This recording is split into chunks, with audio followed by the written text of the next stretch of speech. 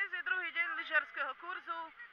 Prišli nám pomôcť študenti z fakulty športu na Prešovskej univerzite a máme takú krátku rozcvičku, kde žiaci majú za úlohu hrať chytačky.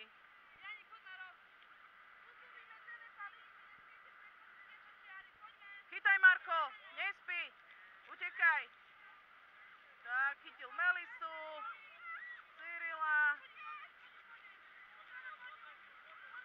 Takže psychomotorické hry na snehu.